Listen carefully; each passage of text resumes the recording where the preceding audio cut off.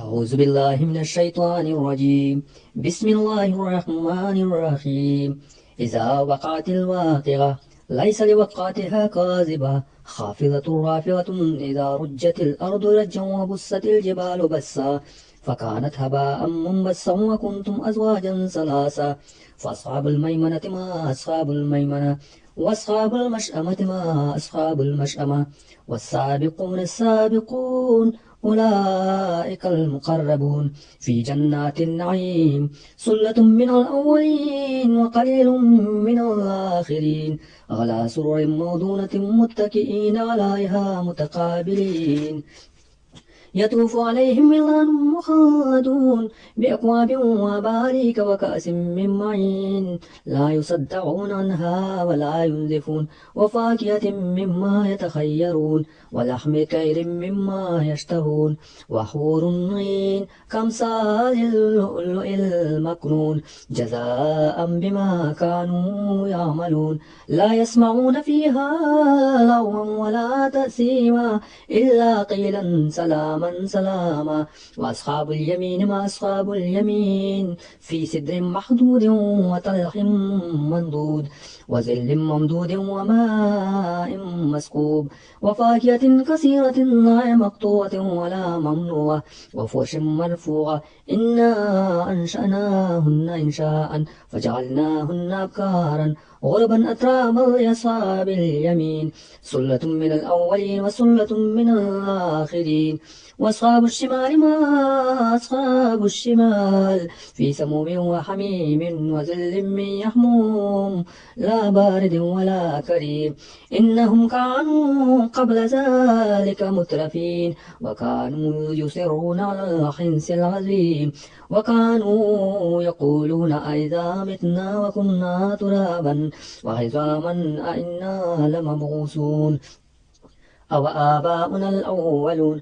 قل إن الأولين والآخرين لمجموعون إلى ميقات يوم معلوم. ثم إنكم أيها الضالون المكذبون لآكلون من شجر من زقوم فمالئون منها البطون فشاربون عليه من الحميم فشاربون شرب الهيم. هذا نزلهم يوم الدين. نحن خلقناكم فلولا تصدقون.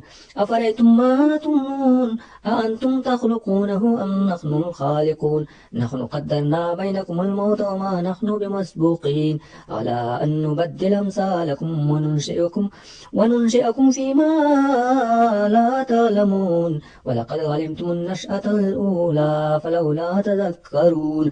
أفرأيتم ما تخرسون أأنتم تزرعونه أم نحن الزارعون. لو نشاء لجعلناه حطاما فظلتم تفكهون. إنا لمغرمون بل نحن محرومون. أفرأيتم الماء الذي تشربون أأنتم أنزلتموه من المزن أم نحن المنزلون.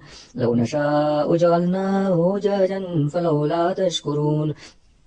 أفرأيتم النار التي تورون أأنتم أنشأتم شجرها أم نحن المنشئون. نحن جعلناها تذكرة ومتاعا للمقوين. فسبح باسم ربك العظيم. فلا أقسم بمواقع النجوم وإنه لقسم لو تعلمون عظيم. إنه لقرآن كريم في كتاب مكنون لا يمسه إلا المطهرون. تنزيل من رب العالمين.